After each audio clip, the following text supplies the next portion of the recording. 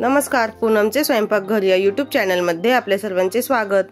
आज आपण बनवतोय चहा सोबत खाल्ली जाणारी खारी।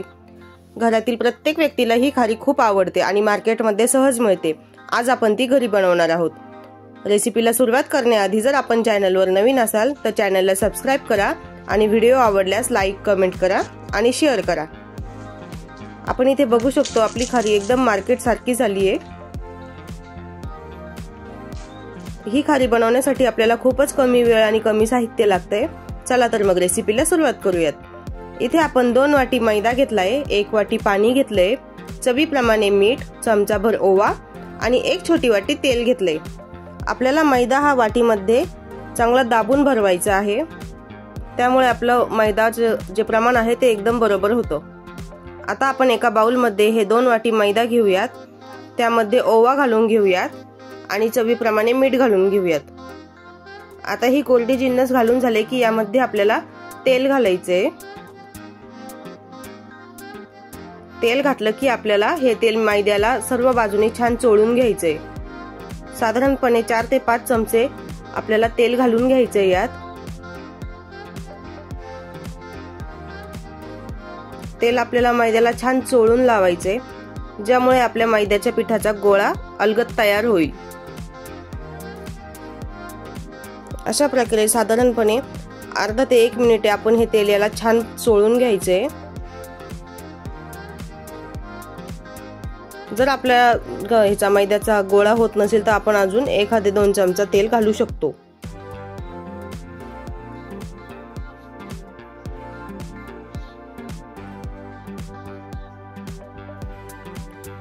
तेल आपल्या मैद्याला सर्व बाजूने एकसारखं छान लागलं गेलं पाहिजे। आता अशा प्रकारे आपल्याला याचा गोळा तयार होतो की नाही ते बघायचे। आता आपल्या मैद्याचा छान गोळा तयार होतोय। आपल्याला यामध्ये आता पाणी घालून हे पीठ भिजवून घ्यायचे। साधारणपणे 2 वाटी मैद्यासाठी मला अर्धा वाटी पाणी लागलेलं आहे। पाणी थोडं थोडं करून घालून घ्यायचे आणि पाणी घालून मैदा मळण्यासाठी खूपच कमी वेळ लागतो। हा मैदा पटकन मळून होतो। याचा आपल्याला सॉफ्ट डो बनवून घ्यायचा आहे।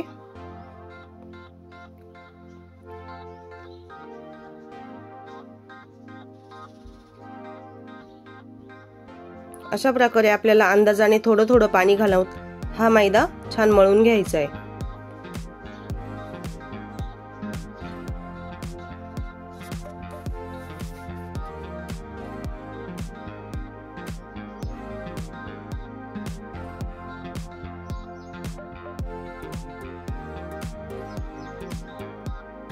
आपल्याला मैदा खूपच जास्त सैलसर नाही ठेवायचा आहे।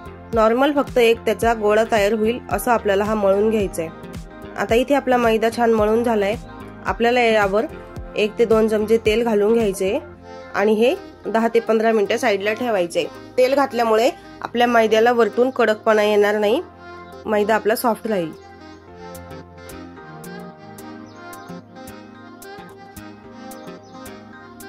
आता तेल लावून मी 1 मिनिटभर हे छान मळून घेतले, पण अलगद मळायचे।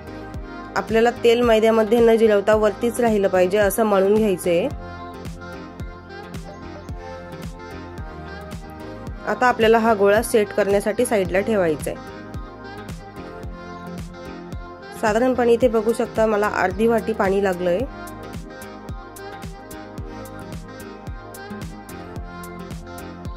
आता आपण हे झाकून साईडला ठेवूयात, तोपर्यंत आपण पुढची तयारी करून घेऊयात। इथे मी एका बाउलमध्ये 4 ते 5 चमचे तूप घेतले।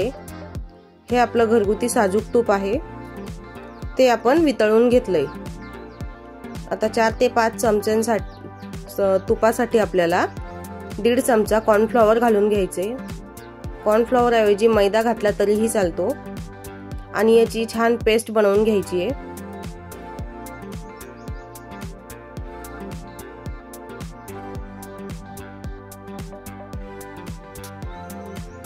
आपल्याला खारी बनवण्यासाठी फक्त एवढीच तयारी आहे।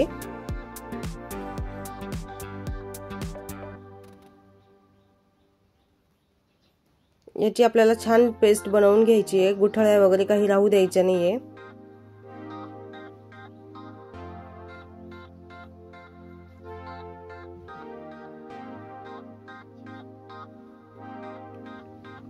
आता आपल्या पिठाला 15-1 मिनिटे झाली आहेत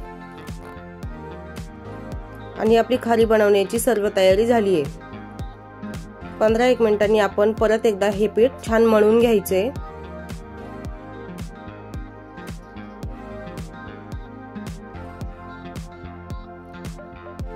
आता आपल्याला याचे एकसारखे गोळे बनवून घ्यायचे। हाताने तोडण्यापेक्षा मी इथे एका चमचाने हे तोडून घेते, ज्यामुळे आपलं पीठ पटकन कापलं जातं। हाताने ते गोळे लांबट होतात। अशा प्रकारे मी आधी एका गोळ्याचे 2 गोळे बनवलेत आणि आता परत त्यातील एक गोळा घेऊन त्याचे 4 गोळे बनवून घेणार आहेत।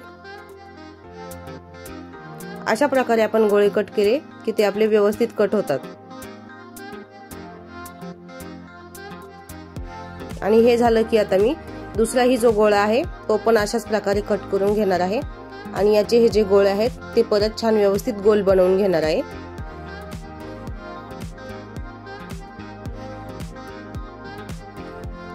आता इथे आपले 8 गोळे तयार होत आहेत।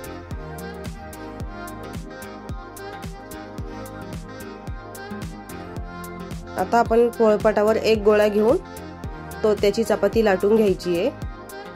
आपल्याला एकदम पातळसर चपाती लाटून घ्यायची आहे, जिच्यातून लाईटही पास होईल अशा प्रकारे आपल्याला चपाती लाटून घ्यायची आहे।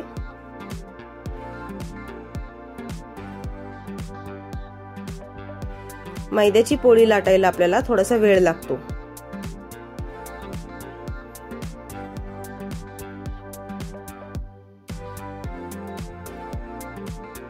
प्रत्येक बाजूने आपल्याला सारखीच पातळ चपाती लाटून घ्यायची आहे।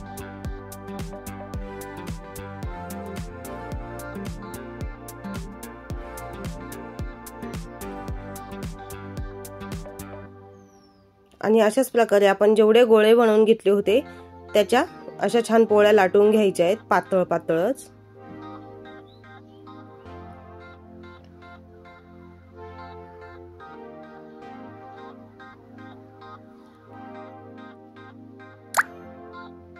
आता ही पोळी लाटून झाली की मी अशीच दुसरी ही पोळी लाटून घेईल आणि सर्व प्रकार अशा पोळ्या लाटून घेईल।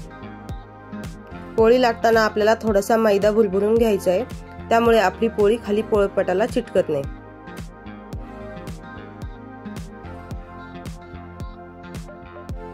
सेम प्रोसेसने आपल्याला सर्व पोळ्या लाटून घ्यायच्या आहेत।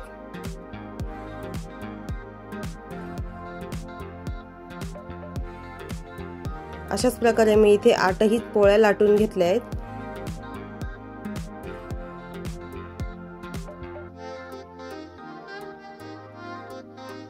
आता आपल्याला एक पोळी पोळपाटावर घ्यायची आहे, त्यावर आपण जे तुपाचं आणि कॉर्नफ्लॉवरचं मिश्रण बनवलंय ते घालून घ्यायचे। याची आपल्याला एक पातळ लेयर लावून घ्यायची आहे। आपल्याला जमेल तेवढी पातळ लेयर आपल्याला इथे लावून घ्यायची आहे आणि सर्व बाजूनी हे लागलं पाहिजे।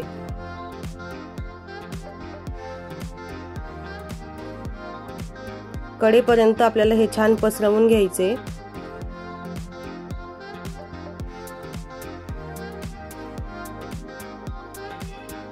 हे छान पसरलं की आपल्याला यावर थोडासा मैदा भुरभुरून घ्यायचा आहे।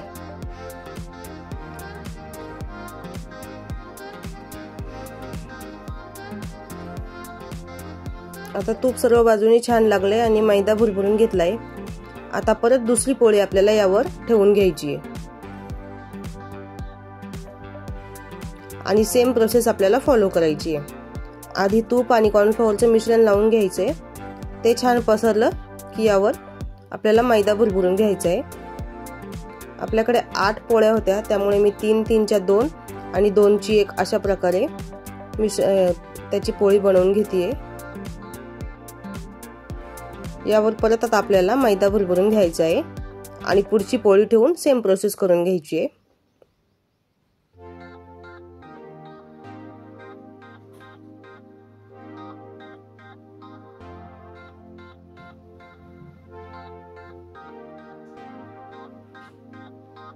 आपण 3 किंवा 2 आपल्याला हव्या त्या पद्धतीने पोळ्या कमी जास्त करू शकतो।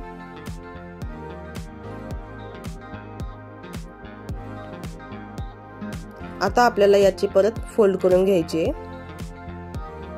पण आपल्याला हे साइडनी फोल्ड करून घ्यायचे।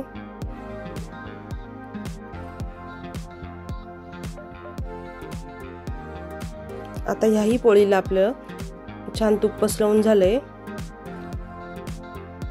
आता आपल्याला साइडने याला फोल्ड करून घ्यायचे। अशा प्रकारे आपल्याला एक बाजू घ्यायची आहे, त्यावर आपल्याला तुपाचं जे मिश्रण आपण बनवलंय ते लावून घ्यायचे आणि परत मैदा भुरभुरून घ्यायचा आहे।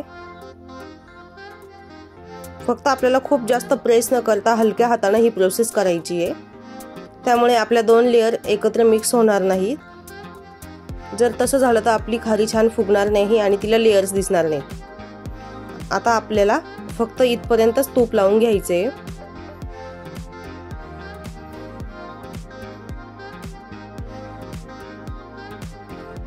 छान सर्व बाजूने आपण तूप लावलं की हे अशा प्रकारे फोल्ड करून घ्यायचे आणि आपण उरलेल्या आपल्या सर्व पोळ्या अशाच प्रकारे फोल्ड करून घ्यायच्या आहेत। आता मी इथे याच्या 3 पोळ्या अशा बनवून घेतल्या आहेत। आपल्याला हे फ्रीज मध्ये सेट व्हायला ठेवायचे 5 ते 10 मिनिटांसाठी। आता एक 6 ते 7 मिनिटे झाली आहेत मी हे फ्रीज मध्ये सेट व्हायला ठेवलं होतं, त्यामुळे आपण जे आतमध्ये तुपाची स्लरी बनवली होती ती छान सेट झाली आहे। आता आपल्याला हे लाटून घ्यायचे। अंदाजे आपण एक पोळी जेवढी लाटली आहे तेवढे आपल्याला ह्या 3 पोळीचं गोळा लाटून घ्यायचा आहे। म्हणजे आपल्याला हे खूप जास्त पातळ नाही करायचे, जाडसर ठेवायचे आणि एकदम हलक्या हाताने हे लाटून घ्यायचे। आपल्याला फक्त लाटणं हळवात मागे पुढे करायचे। जेवढं आपण हलक्या हाताने हे लाटून घेऊ तेवढे आपल्या खारीचे लेयर्स छान दिसतात।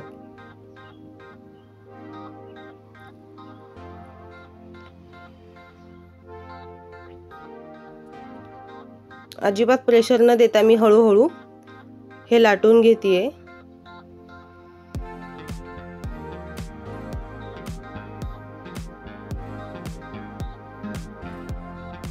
आपल्याला हे थोडंसं काम पेशन्सने करावं लागतंय। जर आपण खूप घाई केली तर आपल्या खारीला छान लेयर्स येणार नाहीत।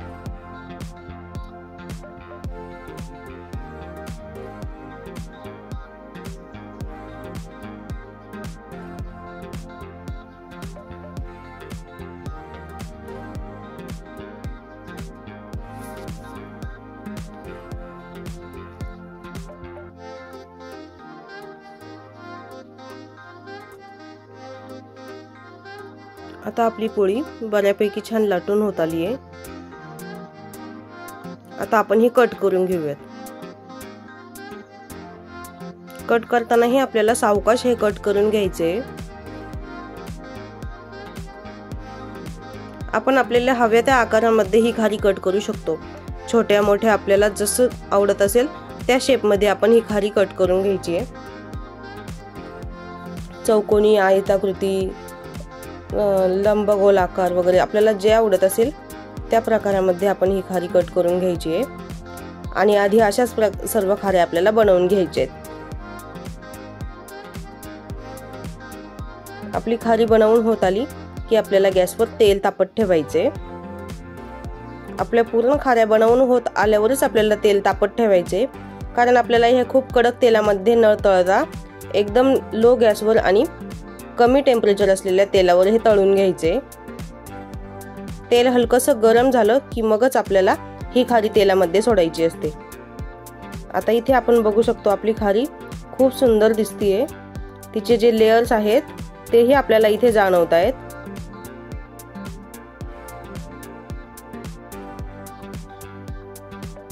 अशा प्रकारे आपल्या खारीचे आपल्याला लेयर्स दिसत आहेत आणि हे तळले की मग छान अजून बाहेर येतात। आता आपलं तेल एकदम हलकं गरम आहे, त्यामध्ये आपण खारी तळून घ्यायची आहे।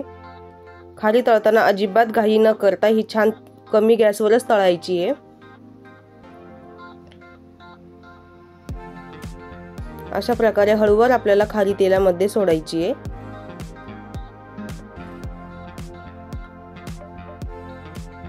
आणि सर्व खारी जर तेलामध्ये सोडून झाली तर लगेच आपल्याला ती हलवायची नाहीये। ज्यावेळेस एक बाजू त्याची थोडीशी तळल्या जाईल त्याच वेळेस आपल्याला दुसऱ्या बाजूने ते हलवून घ्यायची आहे। त्यामुळे आपल्या खारीला पफीनेस छान येतो आणि तिचे जे लेयर्स आहेत ते एकमेकांना चिटकत नाहीत। जी खारी आपली फुगली आहे तीच आपल्याला हळूहळू आधी उलटपलट करून घ्यायची आहे। अशा प्रकारे आपल्या खारीला लेयर्स दिसायला लागतात।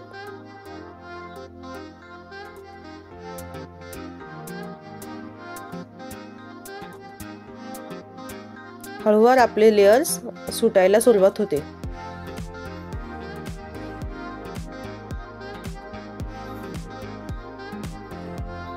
जी खारी आपण तेलामध्ये आधी सोडली आहे ती आपल्याला आधी उलटपलट करून घ्यायची आहे।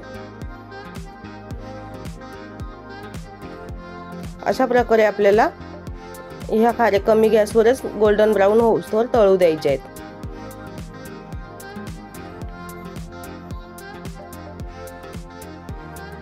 आपल्याला फिक्कट पिवळसर कलर आवडत असेल तर त्या कलरवर ही खारी तळली तरीही चालते किंवा डार्क कलरवर तळली तरीही चालते।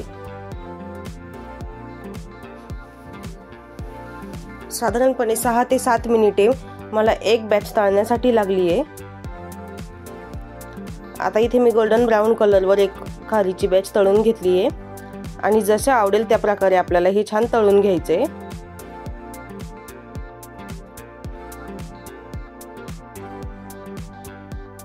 हळूहळू आपल्या खारीचे लेयर सुटलेले आपल्याला इथे दिसत आहेत। आता आपले सर्व खारी तळून झाली आहे। साधारणपणे आपण ज्या बाउलमध्ये पीठ भिजवलं होतं तेवढा बाउल फुल भरून आपली खारी तळून झाली आहे। इथे आपण बघू शकतो आपली खारी खूप क्रंची झाली आहे। आजची रेसिपी कशी वाटली नक्की सांगा। चॅनलला लाईक करा, सबस्क्राईब करा आणि शेअर करा।